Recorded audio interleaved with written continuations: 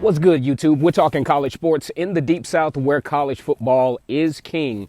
And on the plains of Auburn, the battle cry is War Eagle. Once again, it's Kennard Vernon Stewart here for the podcast, Auburn Football Sports Talk, and other conversations that we have on this particular channel.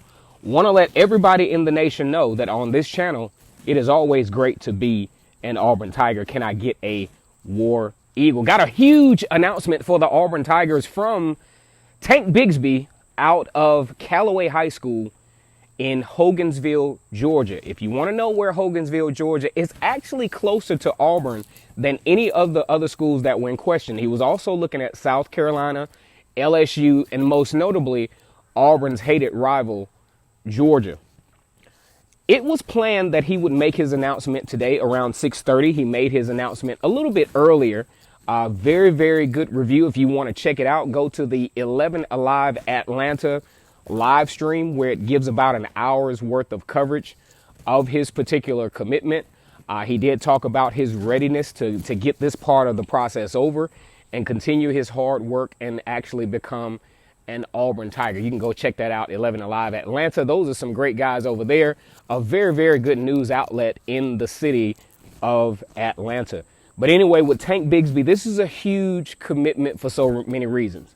Number one, Auburn did not have a single running back in this particular recruiting class.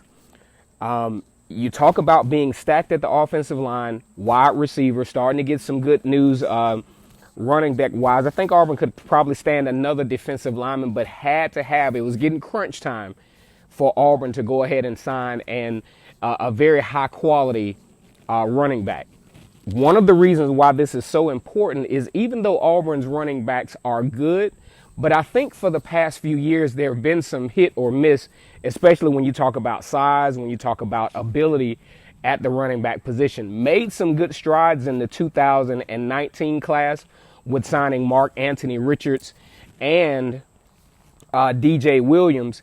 It would have been nice to have been able to retain Asa Martin.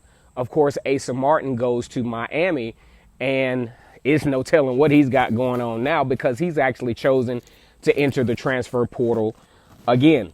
But either way, Auburn definitely had to have this particular recruit in this class because, you know, it seems like they were really targeting this guy. I haven't heard of any other serious recruits that Auburn was after, so it looks like they put a lot of eggs in this particular basket.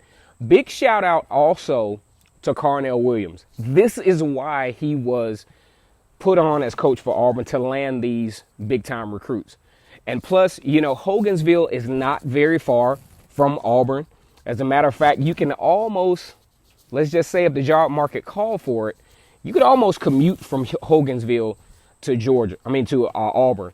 As a matter of fact, just from some little tangible stuff, I mean, his family doesn't have to fight through that Atlanta traffic to get to Athens, to Georgia. It's an easy, quick shot. He's basically local.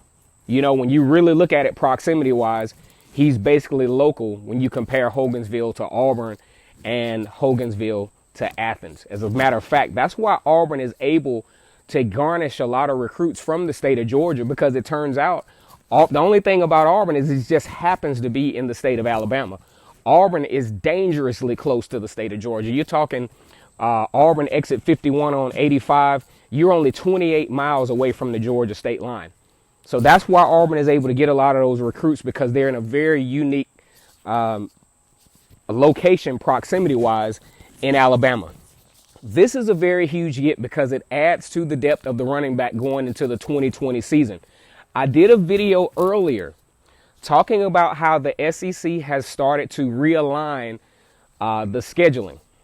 What it's going to look like is down the stretch, the outcomes of the divisions are going to be decided in November, no matter how you look at it, because a key divisional game is going to be played in November. For example, in 2020, Auburn plays LSU in November. Normally that game is played in, say, at the earliest, late September, at the latest, mid-October.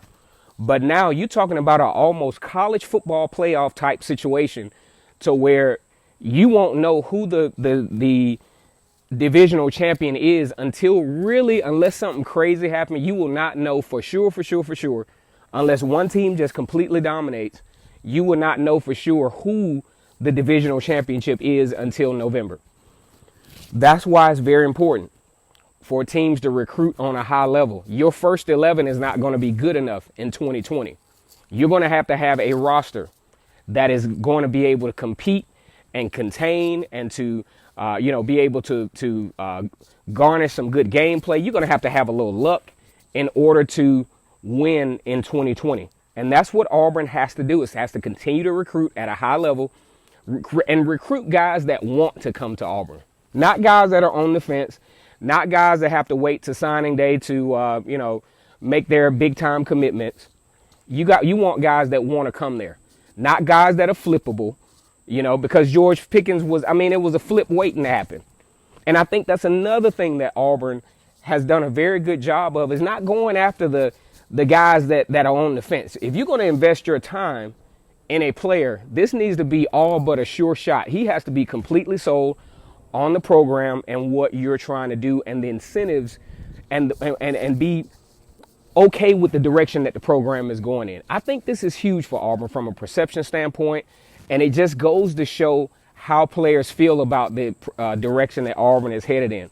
Great to be an Auburn Tiger, as it always is anyway. Once again, it's Kennard Vernon Stewart for the podcast Vernon Speaks Sports Auburn.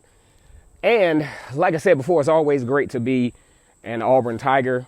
Go ahead and like this video, comment, and subscribe to Vernon Speaks Sports Auburn.